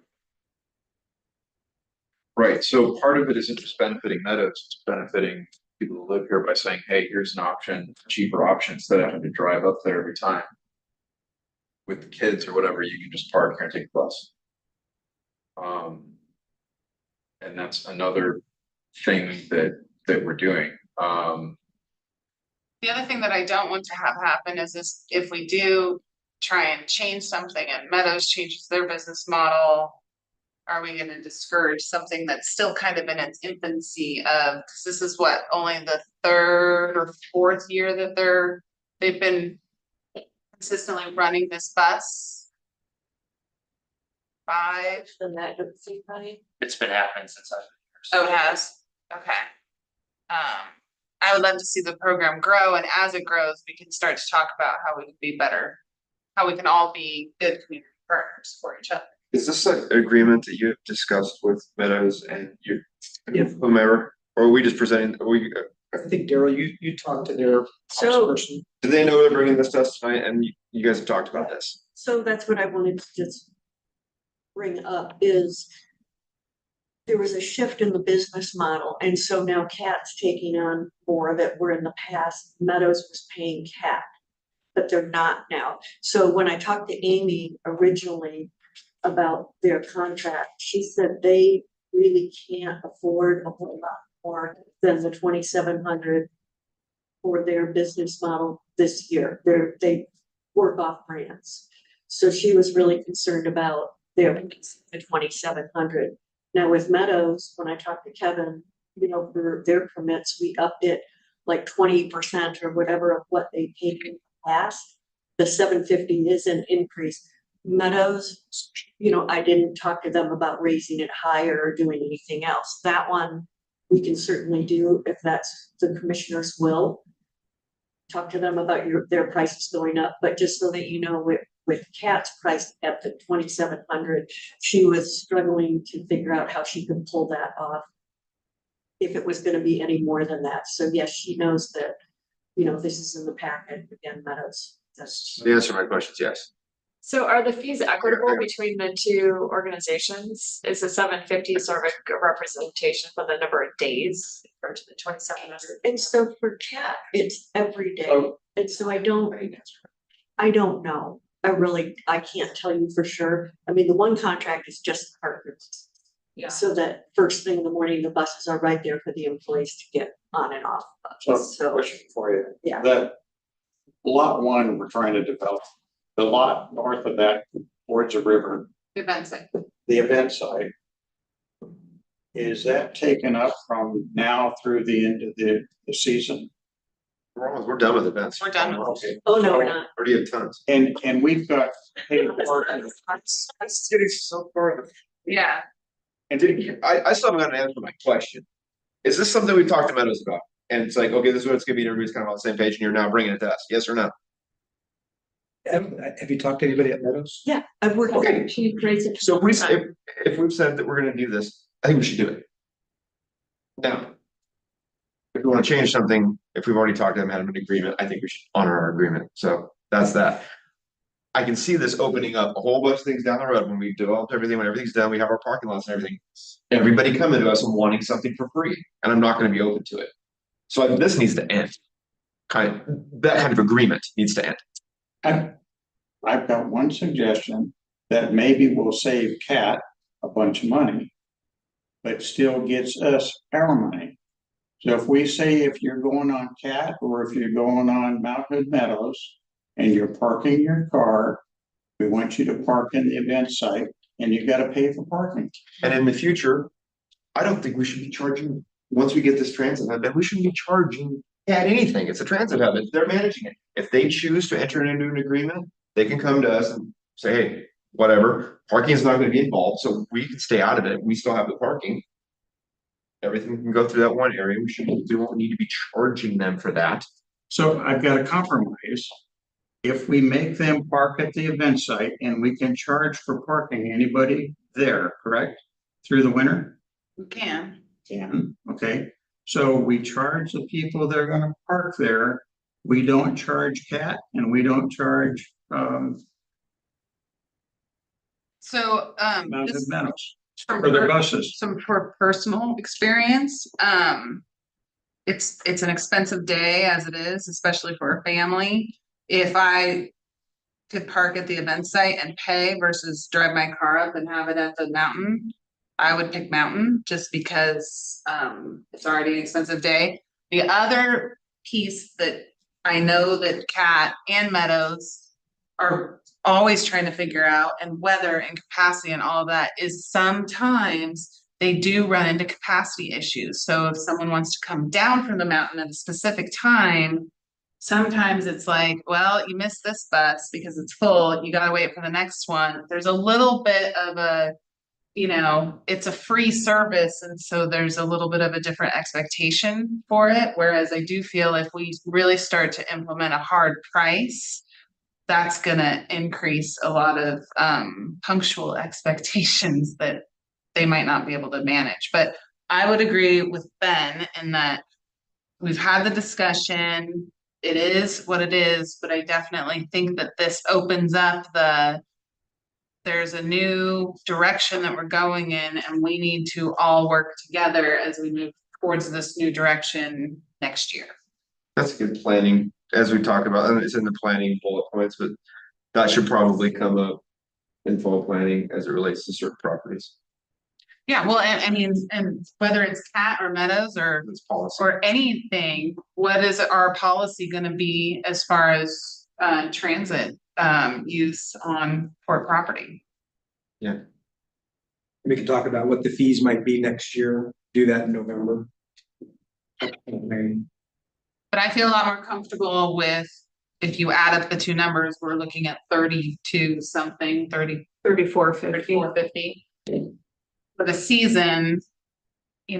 How much more could we potentially ask for? Is it worth the pennies? I thinking through it, I like using our parking lot and our system that we've already got in place. For parking, they happen to be getting on a bus to go up to Blackwood Meadows. Not my issue. We're consistent with the parking. Now, next year, if you wanted to cut a deal with Mount Hood Meadows, that all of the parking during that period of time, they will pick it up, or half of it, or we can have that kind of a discussion. But we've already got the parking there. We've already got the system set up. Why aren't we using it? The hard thing I look at too is that the winter is a time where people who have avoided the event site for those specific reasons or whatever, having more activity down there in the winter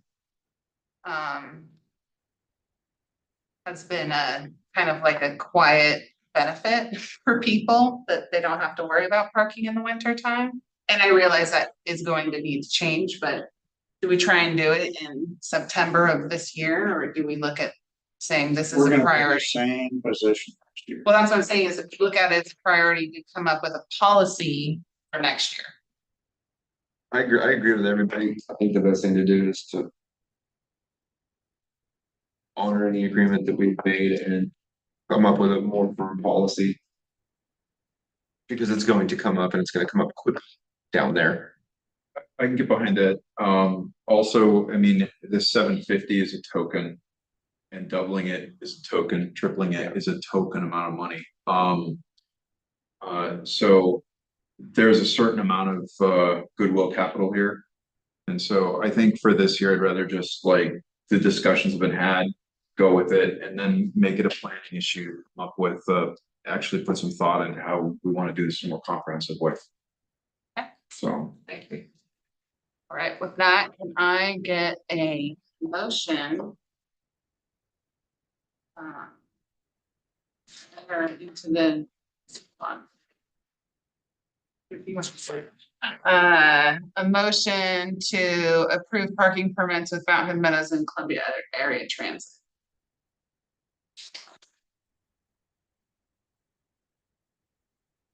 So moved. Okay, can I get a second? Second. Any discussion? All in favor? Right. Aye. All opposed? No. Chair aye. Passes. Thank you. Okay, action item 7A, approved resolution establishing procurement rules, Mr. Greenwood. Yes, and I would like to introduce, I don't know if we've acknowledged Ashley, our legal counsel. I don't know, this might be her first visit with the commission since she was hired. So I thought it would be, so I thought it would be good for Ashley to be here just in case there were any technical questions. She was with these procurement rules. We worked on this for literally months. A lot of effort went into this. We brought some policy issues to you last month. Those are incorporated in here. So you can pass them tonight. If you want to discuss them, make some significant adjustments, we can do that, bring it back to you next month. So I think those are the main options, but Ashley's here if you have any technical questions as well. I've read through all four of them. Fine. Commissioner, would this be a place that we would add your comment earlier about the consent agenda and having procurement items above certain dollar to make sure that they're an action item, not a consent? Ashley, do you want to talk about the business, there's a business resolution? Okay. Yes, so hi commissioners, I'm happy to be here. I'm happy to be talking to you all. This is my second time, so I'm glad to see you all, even if it is virtually, not in person.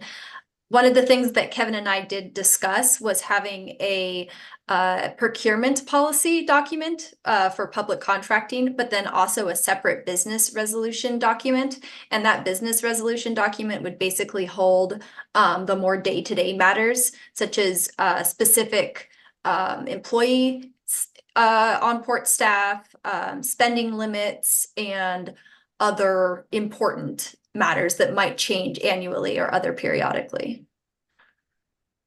So that could be a good location for that if you would want that. Great. So I think the idea was, at least what I remember last month, is that it would be reviewed annually. And so we're trying to figure out how do we work that into the procurement rules, and the solution was to simply have an annual business resolution where every July you can see who your engineers of record are, who's your auditor, all that sort of thing. At that same time, you can say, okay, this is what the spending limit is for the executive director. If we change it, otherwise it just stays. Yeah. I'm Sims, Commissioner Fox. I'm fine with all of these. I just have one question on D. Does that, as I was reading through, I don't know if you want to do these all. I mean, I'm fine with all four. On D, as far as the real estate leasing services, I know you had some concerns before regarding, I think it was fees or percentages. Is that addressed appropriately and corrected. We're actually only talking about on your agenda A. I know, but I don't know if you want a presentation of all of it. I think you're- It's done. It's all kind of the same. Getting kicked. We're trying to tell you.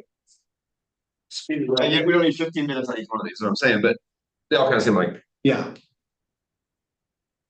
Yeah, I mean, we're good to go. I mean, if you're ready to adopt these, then we've got recommended motions at the end of each one. I can read those for you. I was asking my one question. So your Other one commissioners might question have other for, questions. Your one question for D is we did go out and talk with some professionals in the area to just kind of ensure that the rates and reimbursables and all of that were in line. So I remember correctly, there was a concern about some percentage or some, Correct. something that's addressed. Yes. Well, there was a law getting ready to change. Yep. Where Mhm. the seller pays roughly half of whatever the fee was going to be. I thought it was the one, on if a lease was broken, it was a percentage or if a lease, some portion of the Lease was lease. different. Yeah, it's different, Yeah, but we got that all That's correct. Okay, I just wanted to make sure I read that. appropriately worded at this time. Well, I guess if we're gonna address all four of these, does anybody else have any other questions about the business matters or adopting a donation policy or? I just like the suggestion from the start of the meeting that Commissioner Fox made, that when there's an item on the consent agenda involving, or I think specifically your thing was about the budget. Yes. I would like to see a comparison. Is it a budgeted item? And if so, does it fall within? Mhm. I think that, can we add that to the business matters? You know, I think that's a directive, you know how we have our directives? Mhm. Yeah, let's just add that as a directive to staff. Yeah, if I can, when I worked at the city of Tigard, we actually had a form that went on top of anything. If they were requesting money for anything, if they were bringing a contract or anything else, we had a form that went on that said where it was budgeted and what the status was and all that. We can develop something similar to that would go on the top of each one of these. Yeah. It's an administrative best practice. Yeah, that sounds great. Okay. I could also add that another place you could have it is, since you all seem to have a corresponding memo of some sort with each contract that you approve, you could include that, whether it is already anticipated in the budget or not, in that memo. But I agree, it would be just an administrative practice.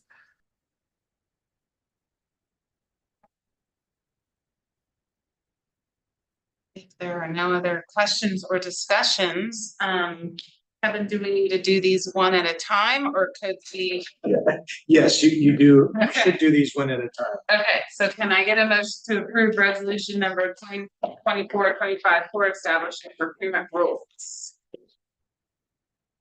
I so moved. Okay, Commissioner Gearing moves, Commissioner Fox seconds. Any other discussion? Not, can I get a motion? All in favor? Aye. Okay. All right. Approve action item B, approve resolution 2024-25 establishing business matters for fiscal year 24-25.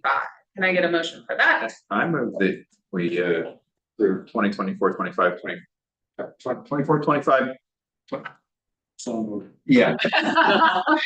Okay, can I, Fox second, any discussion? Not, can I, all in favor? Aye. Okay, item C, can I get a motion? I move to approve resolution 2024-25-6, the adopting of a donation policy. Can I get a second? Second. Any discussion?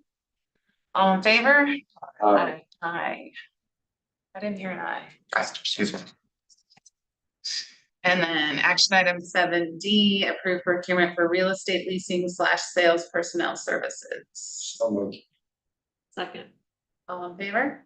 Aye. Aye. That's a nice way. Great, thank you.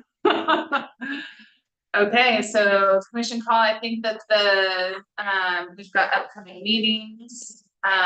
We've got your calendars and then the confirmation commission director staff.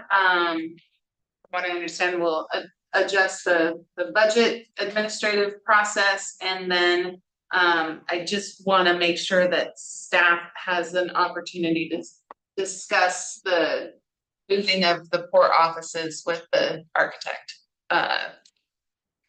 Thank you. Anyone else? One comment, kind of not necessarily on that, surrounding anything to do with the new bridge and land acquisition for the new bridge from the port. I'm gonna recuse myself from it from both sides. So anything to do with that, I'll go play golf or something. Can I join you? Sure. Okay. After you vote. Okay. I think I think that's very appropriate, and we appreciate that. I think there's some sad but noteworthy news from the Marina and Waterfront Committee that Daryl should share on this. Yeah, I really want to acknowledge the passing of Josh Stipa. He was one of the good guys in this world of people out there. He was exceptional in what I put in the director's report. I truly meant it was a privilege to work with him. He was so dedicated to the port, to the development of the marina, to recreation on the whole, starting the Hood River Canoe Club. He was in the ski industry for a long time, but he was always truly thinking of the people and the community, and was on the Marina Committee forever. I mean, I think since they started it, but he was wonderful, and he did a lot. His opinions really mattered to me, especially, and I think he was very, very well respected with the boating community. And just wanted to say, Has he had his funeral? not yet. Okay. So They had a, I would move that we send flowers from the port. certainly do that. They did do a paddle out in the canoes for him, but that was separate. So I've been in touch with his wife, and if she needs help pulling out her boat, I've also been in touch with the Hood River Yacht Club to help with that, because he did have his boat put in this summer. He really tried to maintain his regular quality of life till the end. And So if you see her or if you send her, yeah, so we're, just let her like I know said, that all of us appreciated what he did. I will. I'll send her a card from the port and flowers. Thank you. Okay. In that case, so we don't have materials for executive session. Do we have an executive session? there is, Okay. at least, I think there's two, one, so you can evaluate the executive director performance. That And, won't- well, I'll and, leave now. well, and unfortunately, I haven't followed through on what I was supposed to follow through on, and so I was supposed to get you the results of the last fiscal year. And it's been a bit of a challenge to close out the last fiscal year, so we're really not quite at that point yet. I thought I was gonna get there, but I didn't. So I owe you guys some additional materials that you had asked for just to finish up Let's go. this piece. So I was kind of hoping that we could just kind of push that out, either have a special session or just do it in October. Okay, well, it sounds like if the both items that were to be on executive session need to be pushed back, we can always do an I executive think session. we, yeah. Now, I'd like to still I'd still like to have a discussion with you on some of the property issues, even though we haven't gotten the presentation. I think we should still talk, because I think it's just good to kind of clear the air, because those negotiations are going to be coming down the pipe. And so, Before we, because that's executive session. Yeah. Before we move to that, I just want to reconfirm the commission directive to have the budgetary absolutely. thing on future Yes. Yes. agenda items. Thanks. Okay, so then I guess I will research. So before you Okay. do that, I want to make sure, what are you talking about on this property need? Just general feeling, just the commissions. I just need to know whether I need to leave or not, Probably. which is okay with me. But when we do, I know we're gonna postpone the first item, Correct. but when we do have that meeting, could we get a status of the secondary item that we talked Yes, about this topic? correct. Okay. Fair. You know which one I'm talking about? The properties. The, Oh, yeah, I'll talk. Yeah. okay. Okay. So then So we'll. let me know. He Well, doesn't know. And he doesn't need to know right yet. Right. We're Okay. on a no basis here. Okay. I wanted to talk about. Yeah. The follow-on steps to that. Gotcha. Okay. Understood. Then with that, then I guess we will recess regular session and enter into executive session under ORS 192.6602 E for real property transactions. Thank you everyone for coming. Thank you. Would you like me to stick around for the executive session? You certainly may, yeah, absolutely.